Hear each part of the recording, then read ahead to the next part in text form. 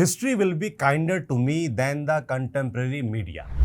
History will be kinder to me than the contemporary media. यानी इतिहास मेरे साथ आज के मीडिया से ज्यादा न्याय करेगा। साल 2014 में कहे गए ये शब्द सिर्फ एक राजनीतिक बयान नहीं थे।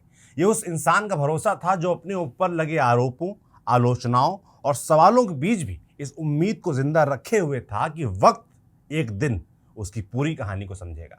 लेकिन शायद इतिहास ने उनके साथ न्याय करने में थोड़ी देर कर दी, क्योंकि जिस फैसले का इंतजार डॉक्टर मनमोहन सिंह ने अपनी जिंदगी में किया, वो फैसला उनके जाने के बाद आया।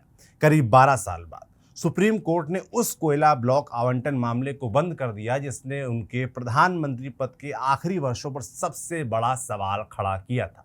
29 जुलाई को अदालत ने माना कि उनके खिलाफ आपराधिक मुकदमा चलाने के लिए पर्याप्त आधार मौजूद नहीं था। फैसला आ गया, लेकिन उसे सुनने के लिए वो इंसान मौजूद नहीं था जिसने सालों तक अपनी ईमानदारी पर उठते सवालों का बोझ उठाया। ये कहानी सिर्फ एक अदालत के फैसले की नहीं है, ये उस दौर की कहानी है जब देश के सबसे शांत स्वभाव वाले प्रधानमंत्रियों में से एक व्यक्ति अचानक सबसे बड़े राजनीतिक विवाद के केंद्र में आ गया था। एक तरफ वो मनमोहन सिंह थे जिन्होंने 1991 में भारत को आर्थिक संकट से बाहर निकालने में बड़ी भूमिका निभाई थी। दूसरी तरफ वही मनमोहन सिंह थे जिनके दूसरे कार्यकाल को भ्रष्टाचार के आरोपों और नीतिगत पंगुता के सवालों से जोड़ दिया गया। उनके आलोचकों ने उन्हें मौन प्रधानमंत्री कहा। सवाल ये नहीं था कि उन्होंने खुद कोई निजी फायदा उठाया या नहीं, सवाल ये था कि क्या उनके नेतृत्व वाली सरकार में ऐसे फैसले हुए जिनसे देश को नुकसान पहुंचा। और इन्हीं सवालों के बीच कोयला ब्लॉक आवंटन विवाद सबसे बड़ा मुद्दा बन गया। क्या था वो पूरा मामला, मनमोहन सिंह पर आरोप क्यों लगे, सीबीआई की जांच में क्या सामने आया और सुप्रीम कोर्ट ने आखिरकार किस आधार पर यह फैसला सुनाया, आज इसी पूरी कहानी को समझेंगे। नमस्ते, मेरा नाम सौरभ त्रिपाठी है, आप न्यूज पिंच देख रहे हैं। कहानी शुरू होती है साल 1993 से। उस समय भारत में कोयला खदानों का आवंटन नीलामी के जरिए नहीं होता था।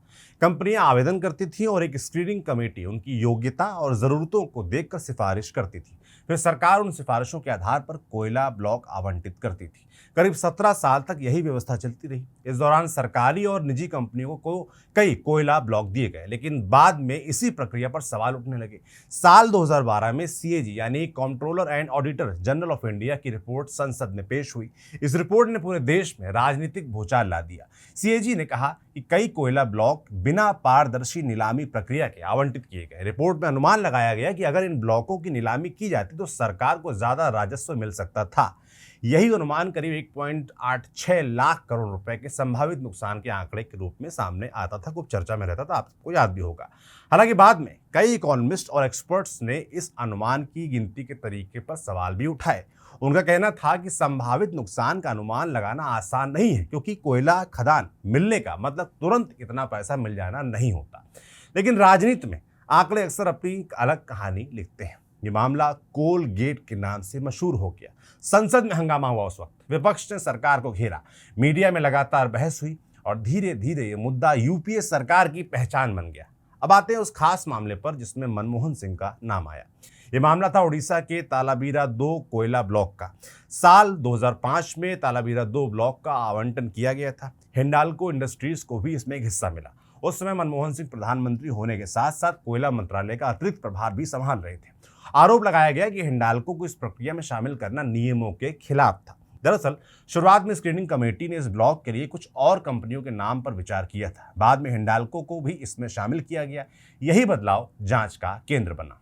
सवाल उठाया गया कि क्या किसी दबाव या गलत तरीके से फैसला बदला गया, लेकिन मनमोहन सिंह ने हमेशा कहा कि उन्होंने कोई गलत काम नहीं किया। उनका कहना था कि प्रधानमंत्री के तौर पर वो अलग अलग मंत्रालयों और अधिकारियों की सलाह के आधार पर फैसले लेते हैं।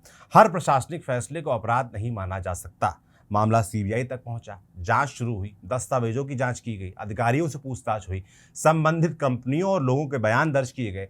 सीबीआई ने जांच के बाद पाया कि मनमोहन सिंह के खिलाफ आपराधिक साजिश या निजी फायदे का कोई ठोस सबूत नहीं है। इसी आधार पर सीबीआई ने साल 2014 में क्लोजर रिपोर्ट दाखिल की। मतलब जांच एजेंसी ने अदालत से कहा कि उपलब्ध सबूतों के आधार पर इस मामले में आगे मुकदमा चलाने का आधार नहीं बनता। लेकिन इसके बाद कहानी में बड़ा मोड़ आया। स्पेशल सीबीआई कोर्ट ने सीबीआई की क्लोजर रिपोर्ट को स्वीकार नहीं किया। मार्च 2015 में अदालत ने मनमोहन सिंह, उद्योगपति कुमार मंगलम बिरला, पूर्व कोयला सचिव पीसी पारक और अन्य लोगों को आरोपी के रूप में तलब कर लिया। ये एक ऐतिहासिक घटना थी। मनमोहन सिंह ने इस आदेश को सुप्रीम कोर्ट में चुनौती दी। उनकी दलील थी कि उनके खिलाफ कोई आपराधिक इरादा साबित नहीं होता, कोई निजी फायदा नहीं दिखता और केवल सरकारी प्रक्रिया में लिया गया फैसला अपराध नहीं बन सकता। सुप्रीम कोर्ट ने उसी समय ट्रायल कोर्ट के आदेश पर रोक लगा दी। इसके बाद मामला कई सालों तक चलता रहा। फिर 26 दिसंबर 2024 को 92 साल की उम्र में मनमोहन सिंह का निधन हो गया, लेकिन कानूनी प्रक्रिया अभी बाकी थी। सुप्रीम कोर्ट ने फैसला सिर्फ इसलिए नहीं टाला कि आरोपी व्यक्ति अब इस दुनिया में नहीं है। अदालत ने मामले की मेरिट पर सुनवाई की। कोर्ट ने सीबीआई की रिपोर्ट, दस्तावेजों और पूरे रिकॉर्ड्स को देखा और आखिरकार अदालत इस निष्कर्ष पर पहुंची कि ट्रायल कोर्ट के पास सीबीआई क्लोजर रिपोर्ट को खारिज करने का पर्याप्त आधार नहीं था। सुप्रीम कोर्ट ने कहा कि जांच एजेंसी की रिपोर्ट को स्वीकार किया जाना चाहिए था और मनमोहन सिंह के खिलाफ आपराधिक कार्रवाई आगे बढ़ाने का कोई आधार नहीं था। इसके साथ ही उनके खिलाफ चल रहा ये मामला खत्म हो गया। लेकिन यहाँ एक बात बहुत ध्यान से समझने वाली है।